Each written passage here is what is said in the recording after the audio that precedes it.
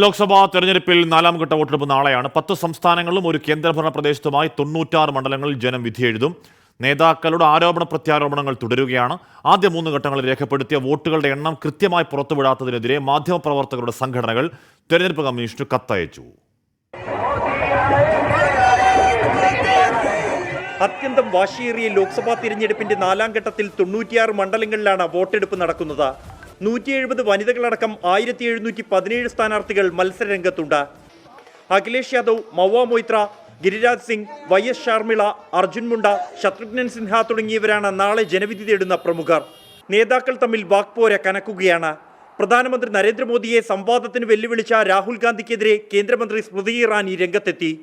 लेकिन प्रधानमंत्री मोदी के साथ समतल एक समकक्ष बात करने वाले व्यक्ति से मैं पूछना चाहती हूं, क्या वो इंडी गठबंधन के प्रधानमंत्री के उम्मीदवार हैं?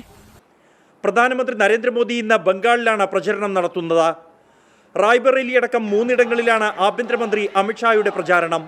3 ഘട്ട വോട്ടെടുപ്പ് പൂർത്തിയായിട്ടും തെരഞ്ഞെടുപ്പ് കമ്മീഷൻ ഒരു തവണ പോലും വാർത്താ സമ്മേളനം നടത്താത്തതിൽ മാധ്യമപ്രവർത്തകരുടെ സംഘടനകൾ അതൃപ്തി അറിയിച്ചു.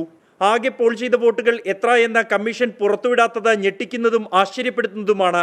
തെരഞ്ഞെടുപ്പിന്റെ സുതാര്യതയെക്കുറിച്ച് ജനങ്ങളുടെ മനസ്സിൽ ആശങ്കയുണ്ടാക്കിയെന്നും പ്രസ് ക്ലബ് ഓഫ് ഇന്ത്യ കമ്മീഷന് അയച്ച കത്തിൽ ചൂണ്ടിക്കാണിക്കുന്നു. 24 ഡൽഹി.